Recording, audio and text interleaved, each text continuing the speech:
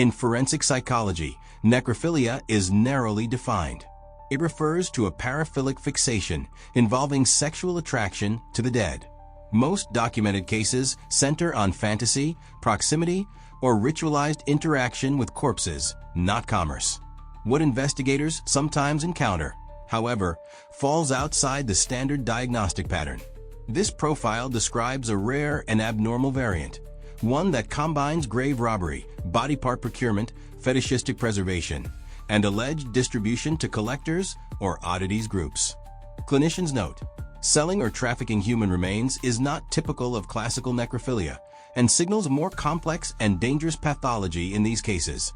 The behavior may align with a hybrid pathology, sometimes described in forensic literature as necro-fetishistic behavior.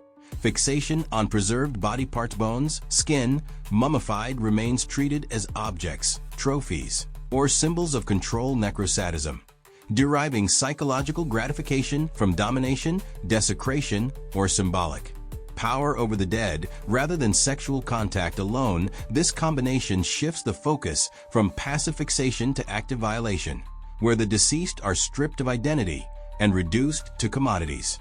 Experts emphasize that commercialization marks a critical escalation. Selling human remains suggests instrumentalization of the dead people become inventory, emotional detachment, and moral disengagement reinforcement cycles where profit, validation, or notoriety replaces secrecy. This pattern indicates compulsive behavior rather than isolated fantasy, and it increases the risk of boundary erosion. While not all necrophilic disorders involve violence, this subtype raises concern. Forensic psychologists warn that when empathy is absent, self-control is impaired, and the individual seeks increasing stimulation or supply, the boundary between the dead and the living can blur. Historically, cases involving sadistic or fetishistic necrophilia combined with theft and display show a higher correlation with coercive behavior, grave desecration, and in extreme cases, violence toward the living to obtain fresh remains or maintain control.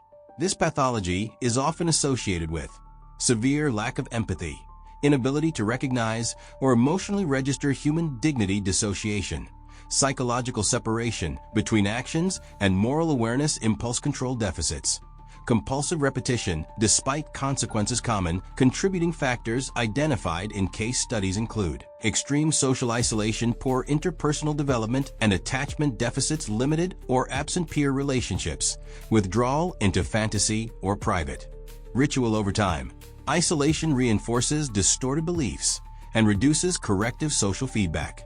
Research also points to possible neurobiological influences, including dysfunction in frontal lobe systems responsible for inhibition and judgment, abnormal reward processing circuits, reinforcing taboo behavior, possible links to paraphilic compulsivity, where novelty and transgression heighten arousal or psychological reward. These factors do not excuse behavior, but they help explain why escalation can occur. Clinicians stress that this profile represents an extreme and uncommon presentation, not necrophilia as broadly defined. When fetishism, sadism, commodification, and dissociation converge, the behavior moves from deviant interest into a forensically significant risk category, one that demands close investigation, psychiatric evaluation, and legal intervention. This is not simply about obsession with the dead.